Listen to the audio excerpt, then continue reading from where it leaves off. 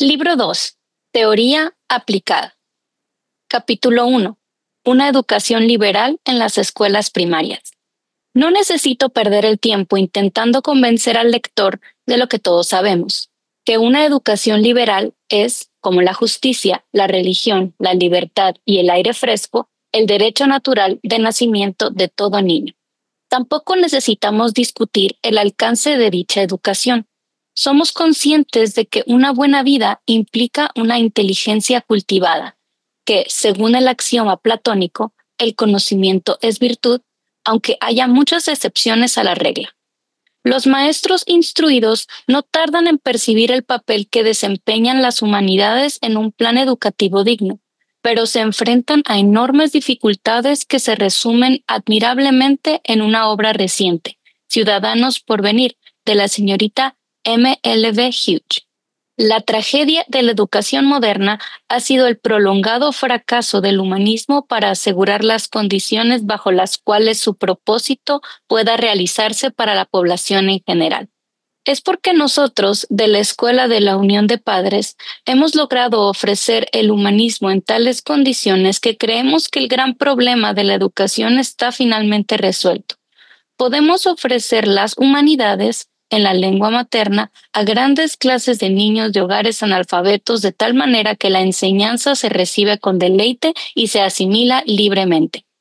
Una golondrina no hace verano, todos lo sabemos, pero la experiencia de una escuela demuestra que es posible llevar a cabo un programa literario bastante completo con alegría y sin esfuerzo, incluyendo todas las actividades escolares habituales.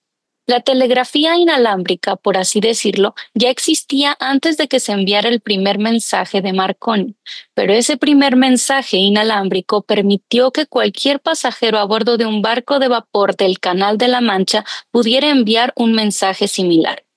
Del mismo modo, el experimento en la escuela Driggleton, Yorkshire, puso las condiciones para una educación humanística al servicio de cualquier profesor. Me impresiona mucho la cantidad de trabajo de este tipo que ya se está realizando en nuestras escuelas. El otro día oí hablar de un hombre cuya vida entera se había transformado gracias a una sola frase inspiradora, poética, que escuchó de niño.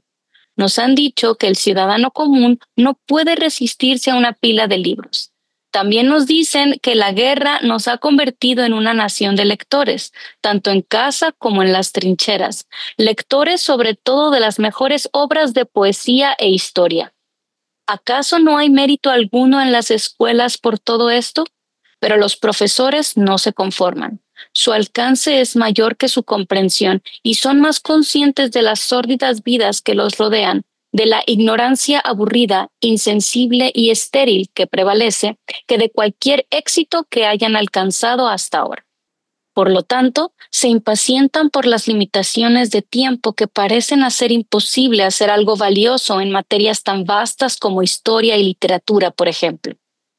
Me pregunto si esta inquietud apunta a un hecho que tardamos en comprender, que las necesidades de la mente son muy parecidas a las del cuerpo.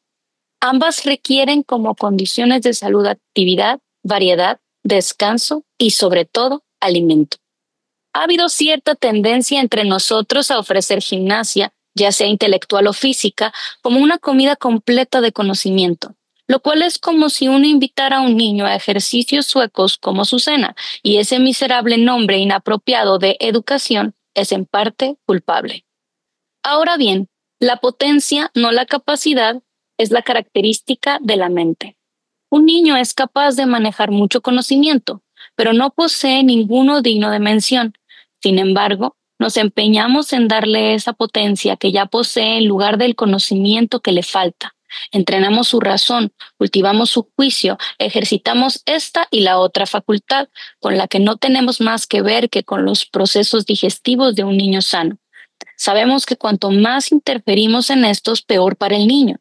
Pero, ¿y si la desvitalización que observamos en tantos de nuestros jóvenes, entusiastas de los juegos pero insensibles a las cuestiones intelectuales, se deba a los procesos que se llevan a cabo en nuestras escuelas, a nuestras formas plausibles y agradables de representar, suscitar, demostrar, ilustrar, resumir, hacer por los niños todas aquellas cosas para las que nacen con la capacidad de hacer por sí mismos?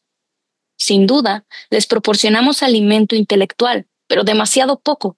Tengamos valor y nos sorprenderemos, como sucede de vez en cuando, de la cantidad de información intelectual sólida que casi cualquier niño puede tomar en una comida y digerir a su ritmo. Quizás lo primero que debemos hacer es obtener una percepción justa de lo que puedo llamar la relatividad del conocimiento y la mente. La mente recibe conocimiento, no para que pueda saber, sino para que pueda crecer en amplitud y profundidad, en juicio sólido y magnanimidad. Pero para crecer, debe saber. El hecho es que estamos limitados, no tanto por las 3 o 4 dificultades que ya he indicado, como por ciertos errores de juicio, formas de depreciación de las que ninguno de nosotros escapa porque son universales. Nosotros, como maestros, nos menospreciamos a nosotros mismos y a nuestra función. No nos damos cuenta de que por naturaleza el maestro tiene un poder profético de atracción e inspiración, que su papel no es una tarea tediosa de alimentar con cuchara con papilla, sino el delicioso intercambio de mentes iguales donde el suyo es el papel de guía, filósofo y amigo. La voluntad de los niños, que hace que el trabajo escolar sea agobiante, cesa en un grado sorprendente cuando tratamos con ellos de mente a mente, a través del conocimiento. A continuación, menospreciamos a los niños, aunque la mayoría de los maestros dan su vida por sus alumnos con una devoción asombrosa. Durante tanto tiempo se nos ha enseñado a considerar a los niños como productos de la educación y el entorno que no nos damos cuenta de que desde el principio son personas. Y como bien dijo Carlyle, el misterio de una persona, en efecto, es siempre divino para aquel que tiene sensibilidad hacia lo divino. Debemos venerar o despreciar a los niños. Y mientras los consideremos seres incompletos y subdesarrollados que algún día alcanzarán la plenitud del hombre, en lugar de personas débiles e ignorantes cuya ignorancia debemos informar y cuya debilidad debemos apoyar, pero cuyas potencialidades son tan grandes como las nuestras, no podemos hacer otra cosa que despreciar a los niños, por muy amable e incluso tiernamente que cometamos la ofensa. Tan pronto como un niño encuentra palabras con las que comunicarse con nosotros, nos hace saber qué piensa con una claridad y franqueza sorprendentes, que ve con una agudeza de observación que hace tiempo perdimos, que disfruta y sufre con una intensidad que hemos dejado de experimentar, que ama con un abandono y una confianza que por desgracia no compartimos, que imagina con una fecundidad que ningún artista entre nosotros puede igualar, que adquiere conocimiento integral y habilidad mecánica a un ritmo tan asombroso que si el ritmo del progreso del infante se mantuviera hasta la edad adulta, seguramente dominaría todo el campo del conocimiento en una sola vida. Vale la pena en este sentido releer los primeros capítulos de David Copperfield. Estoy considerando al niño tal como es, y no lo estoy llevando ni con Wordsworth a las alturas superiores, ni con el evolucionista a las profundidades inferiores. La persona es un misterio, es decir, no podemos explicarla ni justificarla, sino que debemos aceptarla tal como es. Esta maravilla de la personalidad no cesa, no desaparece cuando un niño va a la escuela. Sigue estando completamente presente en un sentido muy distinto al de la expresión vulgar. Pero empezamos a perder el contacto con su mente desde el día en que entra en el aula. La razón es que hemos adoptado la creencia de que el conocimiento es sensación, que un niño sabe lo que ve y toca, en lugar de lo que concibe y piensa. Insisto en este punto porque nuestra fe en la capacidad de aprendizaje espiritual, es decir, intelectual, del niño es uno de nuestros mayores tesoros. Al enfrentarnos a la maravilla de la mente infantil, empezamos a comprender que el conocimiento es el alimento de la mente como la comida lo es del cuerpo. En los días previos a la guerra, hace ya una eternidad, nuestro norma. Salvo algún maestro o pensador ocasional, nadie se tomaba el conocimiento en serio. Anunciamos con audacia que no importaba qué aprendiera un niño, sino cómo lo aprendiera. Despreciábamos profundamente el mero aprendizaje libresco. Pero todo eso ha cambiado. empezamos a sospechar que la ignorancia es nuestro principal obstáculo nacional, una de las causas principales de las dificultades internas que dificultan nuestros esfuerzos en el extranjero. Para la ignorancia solo hay una cura: el conocimiento. La escuela es la sede del conocimiento para un niño, y hagan lo que hagan sus maestros por él, ante todo deben nutrirlo con conocimiento, no en dosis homeopáticas, sino en raciones regulares y generosas. Si preguntamos ¿qué es el conocimiento?, no hay una respuesta sencilla y directa. Sabemos que Matthew Arnold clasifica todo el conocimiento en 3 categorías: el conocimiento de Dios, la divinidad; el conocimiento del hombre, conocido como humanidades; el conocimiento del mundo físico, la ciencia. Con eso basta para empezar.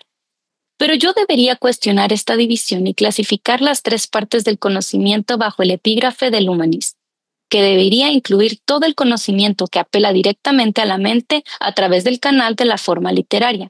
Ahora bien, la sustancia de la divinidad está contenida en una de las 3 grandes literaturas del mundo, y la ciencia, en Francia, si no habitualmente en Inglaterra, se encarna en una literatura bella y poética de gran claridad, precisión y gracia. ¿No es entonces permisible incluir todo el conocimiento de la cual la literatura es un medio adecuado bajo el epígrafe de humanismo? Una cosa en cualquier caso sabemos con certeza: que ninguna enseñanza, ninguna información se convierte en conocimiento para ninguno de nosotros hasta que la mente individual ha actuado sobre ella, la ha traducido, transformado, absorbido para reaparecer como nuestro alimento corporal en formas de vitalidad. Por lo tanto, la enseñanza, la charla y el cuento, por muy lúcidos o fascinantes que sean, no tienen efecto alguno hasta que se establece la autoactividad, es decir, la autoeducación es la única educación posible. El resto es mera apariencia superficial de la naturaleza de un niño. He intentado llamar su atención sobre cierta infravaloración de los niños y del conocimiento que, a mi parecer, empaña nuestro ideal de educación del siglo XX, por muy bueno que sea. Si comprendemos que la mente y el conocimiento son como 2 miembros de una articulación esférica, 2 hojas de unas tijeras que enchacan entre sí, se necesitan mutuamente y actúan solo en conjunto, entenderemos que nuestra función como maestros es proporcionar a los niños las raciones de conocimiento que necesitan, y que el resto, el carácter y la conducta, la eficiencia y la capacidad, y esa cualidad tan noble del ciudadano, la magnanimidad, se desarrollan por sí solos. ¿Pero cómo?, exclama el maestro, cuya vida se consume en la labor de Sísifo. El mito de Sísifo expresa el malestar causado por lo absurdo de algunos proyectos de vida. Creo que hemos dado con una manera que, al menos, funciona de forma admirable, cuyos principios y práctica estoy deseosa de presentarles. Sísifo fue castigado por sus transgresiones al ser obligado a empujar una enorme roca hasta la cima de una colina, verla rodar cuesta abajo y luego volver a hacerlo todo de nuevo. El acto supremo de futilidad. Algunos de los resultados que han sido logrados por miles de niños y en los últimos años por muchas escuelas del Consejo en todo el país. Los niños, no los maestros, son los responsables, realizan el trabajo por su propio esfuerzo. Los maestros brindan el apoyo de su empatía en el trabajo y cuando es necesario aclaran, resumen o amplían, pero el trabajo real lo realizan los alumnos. Estas lecturas abarcan un trimestre de 1,000 a entre 2,000 y 3,000 páginas, según la edad y la clase, en una gran cantidad de libros asignados. La cantidad establecida para cada lección permite solo una lectura. La lectura se evalúa mediante narración o escribiendo sobre un pasaje de prueba. No se intenta ningún repaso cuando se acerca el examen final, porque se ha cubierto demasiado terreno como para permitir cualquier revisión. Lo que los niños han leído lo saben y escriben sobre cualquier parte con facilidad y fluidez, en un inglés vigoroso. Suelen escribir bien. Durante los exámenes, que duran una semana, los niños cubren, digamos, de 20 a 60 hojas de papel Cambridge, según la edad y la clase. Pero si se plantearan 10 veces más preguntas sobre el trabajo estudiado, lo más probable es que cubrieran 10 veces más papel. Rara vez sucede que todos los niños de una clase no puedan responder a todas las preguntas planteadas en las asignaturas como historia, literatura, ciudadanía, geografía y ciencias. Pero aquí se manifiestan las diferencias. A algunos niños les va mejor en historia, a otros en ciencias, a otros en aritmética y a otros en literatura. Algunos, de nuevo, escriben respuestas copiosas y unos pocos escriben escasamente, pero prácticamente todos conocen las respuestas a las preguntas planteadas. En el transcurso de un examen, manejan libremente un gran número de sustantivos, incluyendo muchos nombres propios. Una vez hice contar los nombres usados por un niño de 10 años en un examen. Había más de 100, de los cuales estos son los que empiezan con A: África, Alsacia-Lorena, abdomen, antígonos, antenas, Afis, Amberes, Aliso, América, Ámsterdam, Austria-Hungría, Ana Bolena, Antártida, Atlántico. Y estos son los que empiezan con M: Megalópolis, Maximiliano, Milán, Martín Lutero, María de los Países Bajos, Messina, Macedonia, Cartamagna, Imán, Malta, Metz, Mediterráneo, María Estuardo, Tratado de Madrid.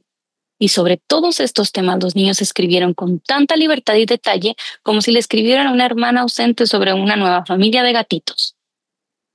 Los niños escriben con perfecta comprensión hasta donde llegan y rara vez hay un error garrafal en cientos de juegos de papeles. Tienen una envidiable capacidad para captar la esencia de un libro o tema. A veces se les pide que escriban versos sobre un personaje o un evento. El resultado no es notable en términos de poesía, pero resume una buena cantidad de lectura reflexiva de una manera encantadora. Por ejemplo, la lectura El Rey Lear se resume en 12 versos sobre Cordelia. Noble dama, condenada a la matanza, una hija no amada ni compadecida. Aunque te llames Cordelia, amor es el nombre más apropiado para ti. Si el amor no te da, doncella, desprecio por desprecio y no por no. Si el amor ama a través del desprecio y el rencor, si el amor se aferra a la verdad y la justicia, si el amor es puro, doncella, como tú lo eres, si el amor tiene un corazón fiel, entonces eres igual que el amor. Ven de los reinos celestiales de Dios. Una vida de Livingstone, leída en relación con la geografía de África, se resume así. Livingstone. Toda África es un desierto árido, excepto alrededor de la costa. Así decía la gente, y no volvían a pensar en ese gran continente. El humo de 1000 aldeas que he visto, gritó un hombre. No supo más. Sus palabras se hundieron en un corazón para permanecer allí. El hombre que oyó se levantó y lo dio todo. Se adentró solo en la oscuridad desconocida. ¿Qué terrores se enfrentó? El odio de los nativos, la fiebre, la mosca tsetse y la soledad. Pero a la gente de ahí les trajo una gran luz. ¿Quién era este hombre? ¿El hijo de algún gran señor? No, era un simple muchacho escocés que aprendió a seguir el camino del deber. Su nombre era Livingstone. No será olvidado. Y aquí hay una interpretación de la vida de Pericles de Plutarco por una niña de 14 años en el formulario 4.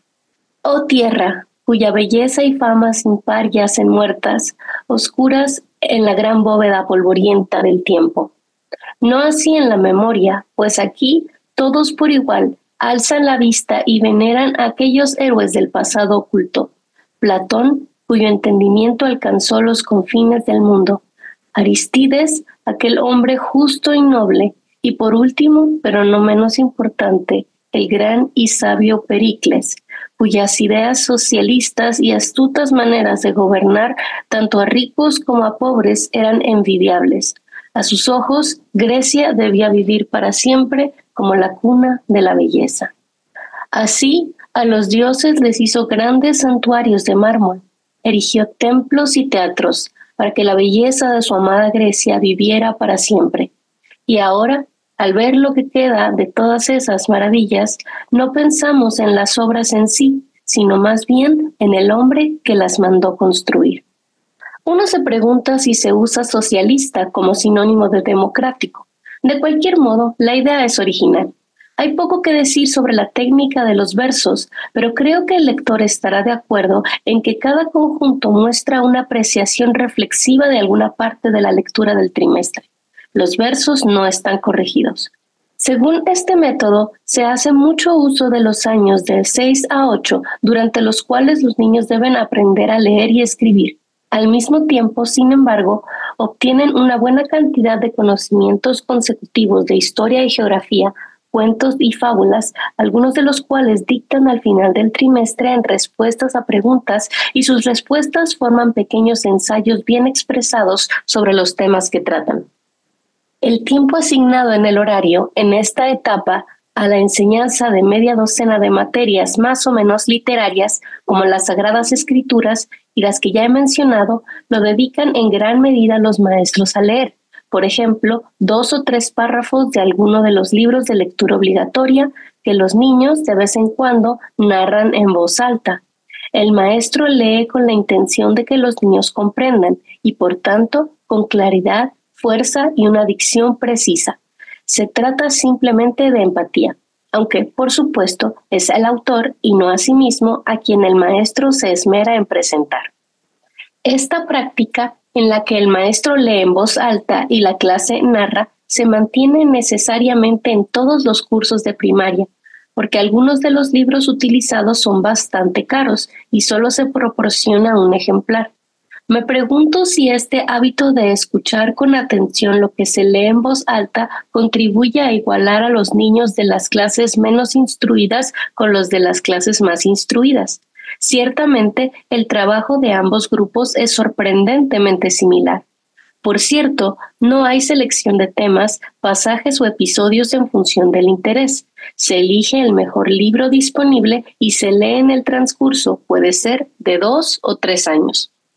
Permítanme añadir que el atractivo de estos principios y este método no es solo para el niño inteligente, sino también para el promedio e incluso para el niño con dificultades. De hecho, hemos tenido varios éxitos notables con niños con dificultades. Así como todos participamos de ese banquete que es Shakespeare según nuestras necesidades y deseos, así se comportan los niños ante el amplio banquete que se les ofrece. Hay suficiente para satisfacer la inteligencia más aguda, mientras que el niño más lento se mantiene a través de su propio esfuerzo voluntario. Este esquema de trabajo intelectual bastante amplio y exitoso se lleva a cabo en el mismo tiempo o menos que el que se emplea en los esfuerzos habituales en las mismas direcciones. No hay revisiones ni preparativos nocturnos, porque los niños trabajan mucho más en el horario escolar ordinario que con los métodos escolares ordinarios, cuando el niño con demasiada frecuencia solo escucha. No se toman apuntes, porque no son necesarios. Los niños tienen el material en sus libros y saben dónde encontrarlo. Y como no hay memorización ni preparación de materias, hay mucho tiempo libre para trabajo vocacional y otro tipo de trabajo. Una educación como la que propongo debería actuar también como palanca social. Todos están muy preocupados por clases más pobres, pero ¿consideramos suficientemente que, con una mejor educación, los problemas de una vida digna serán resueltos en su mayor parte por la propia gente?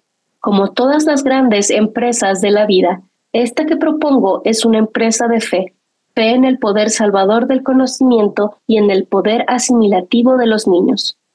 Su eficacia depende del hecho de que está en la naturaleza de las cosas, es decir, en la naturaleza del conocimiento y en la naturaleza de los niños. Reúna ambos de maneras sancionadas por las leyes de la mente y, para usar una metáfora, se produce una combinación química y aparece un nuevo producto, una persona de carácter e inteligencia, un ciudadano admirable cuya vida es demasiado plena y rica para que sea un miembro incómodo de la sociedad. La educación es parte integrante de la religión y todo maestro entusiasta sabe que está obedeciendo el precepto apacentad mis corderos, Juan 21, del 15 al 17, alimentarlos con todas aquellas cosas que son buenas y saludables para el espíritu del hombre y ante todo e incluyendo todo con el conocimiento de Dios. Me he atrevido a hablar de las leyes de la mente o del espíritu, pero en realidad solo podemos hacer conjeturas aquí y allá y seguir con timidez la luz que obtenemos de las enseñanzas de los sabios y de la experiencia general. La experiencia general, porque la experiencia particular suele ser engañosa. Por lo tanto, cuando supe que los principios y métodos probados durante mucho tiempo eran capaces de aplicarse a toda una clase de 40 niños en la escuela de un pueblo minero, me sentí segura de que estábamos siguiendo leyes cuya observancia da como resultado una educación satisfactoria. La mente requiere sustento, al igual que el cuerpo, para que pueda crecer y fortalecerse.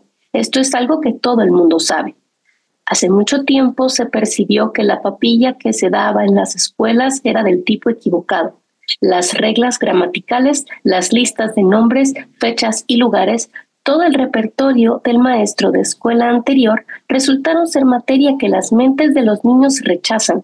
Y como éramos lo suficientemente sabios como para ver que la mente funciona para su propio alimento, ya sea rechazando o recibiendo, cambiamos nuestras tácticas, siguiendo, según creíamos, la guía de los niños. Lo hicimos bien y por lo tanto estamos preparados, si es necesario, para hacerlo mejor. ¿Qué pasaría entonces si todo nuestro equipo educativo, nuestras ilustraciones, elucidaciones, preguntas, nuestra paciencia ilimitada para hacer que los niños comprendieran algo, se basaron en la falsa suposición de la inmadurez que interpretamos como connotación de las mentes imperfectas e incompletas de los niños? Creo que podría entender, mamá, si no explicaras tanto. ¿Es este el grito inarticulado del escolar de hoy? Él realmente es capaz de mucho más de lo que se le reconoce, pero nos equivocamos al intentar poner en acción su mente. Nos equivocamos cuando permitimos que nuestra admirable enseñanza intervenga entre los niños y el conocimiento que sus mentes exigen. El deseo de conocimiento, curiosidad, es el principal agente en la educación, pero este deseo puede volverse impotente como una extremidad no usada al fomentar la intervención de otros deseos, como el deseo de lugar, emulación, de premios, avaricia, de poder, ambición, de elogios, vanidad. Pero me han dicho que las calificaciones, los lugares y los premios, excepto la asistencia, no figuran en gran medida en las escuelas primarias, por lo que es probable que el amor al conocimiento por sí mismo tenga un curso más libre en estas escuelas que en otras. Que los niños nacen personas es el primer artículo del credo educativo que me interesa promover. Esto implica que llegan a nosotros con capacidad de atención, avidez por el conocimiento, claridad de pensamiento, buena discriminación en los libros incluso antes de que puedan leer y la capacidad de abordar muchos temas. Los profesores prácticos dirán: garantícenos la atención de nuestros alumnos y les garantizaremos su progreso en lo que Colette llama buena literatura. Ya he explicado cómo llegué a una solución para este desconcertante problema: cómo asegurar la atención. Permítanme añadir de nuevo que los principios y métodos que he indicado son especialmente adecuados para clases numerosas, lo que se denomina la simpatía de los números. Estimula la clase y el trabajo avanza con mayor ímpetu. Cada niño está deseoso de participar en la narración o de hacer bien el trabajo escrito. Por cierto, solo se requieren respuestas breves a las pruebas por escrito, por lo que se minimiza el trabajo de corrección. A 2 puntos más debo llamar la atención: la elección de libros y el carácter de los exámenes finales. No encuentro mejor manera de describir el tipo de libros que las mentes infantiles aceptan comprender que diciendo que deben ser de carácter literario. Un niño de 7 u 8 años narrará un pasaje difícil de El progreso del peregrino, por ejemplo, con extraordinario entusiasmo y perspicacia. La contundencia con la que cientos de niños rechazan el libro equivocado es una experiencia curiosa e instructiva, tanto como la avidez y el placer con el que exprimen al máximo el libro adecuado. Las exigencias de los niños en este sentido parecen ser cantidad, calidad y variedad. Pero la cuestión de los libros es mucho más delicada y compleja. Tras más de un cuarto de siglo de experiencia, la PUS se fundó en 1891. En la selección de los libros de texto adecuado para niños de todas las edades, seguimos cometiendo errores y el siguiente examen los pone de manifiesto. Los niños no pueden responder a las preguntas basadas en el libro equivocado, y la dificultad de la selección aumenta por el hecho de que lo que les gusta en los libros no es más una guía que lo que les gusta en la comida. Ha llegado el momento de probar la gran causa de la educación contra la civilización, con el resultado, esperemos, de que esta última se retire a su propia esfera de servicio en la mejora de la vida y no interfiera en las funciones superiores de inspiración y dirección que pertenecen a la educación. Tanto la civilización como la educación son las siervas de la religión, pero cada una en su lugar, y una no puede imponerse en el oficio de la otra. Es una ganancia, de cualquier modo, que estemos a punto de brindar a todos los miembros de las clases trabajadoras, a pesar de sus limitadas oportunidades, esa estabilidad mental y magnanimidad de carácter que son el resultado adecuado y la prueba infalible de una educación liberal. También es bueno que el gran principio elemental del placer se descubra en lugares inesperados, en lo que con demasiada frecuencia es la monotonía del aula. El ideal de Milton de una educación completa y generosa se ajusta a nuestras circunstancias, aquella que capacita a un hombre para desempeñar con justicia, habilidad y magnanimidad todos los oficios, tanto privados como públicos, de paz y de guerra. Y quizás le corresponda a nuestra generación demostrar que este ideal está al alcance y es necesario para personas de toda clase y condición.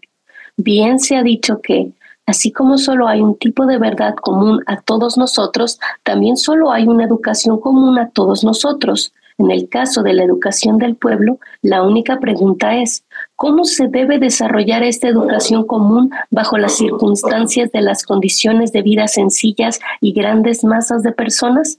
Que esto se logre es la marca decisiva de toda educación real.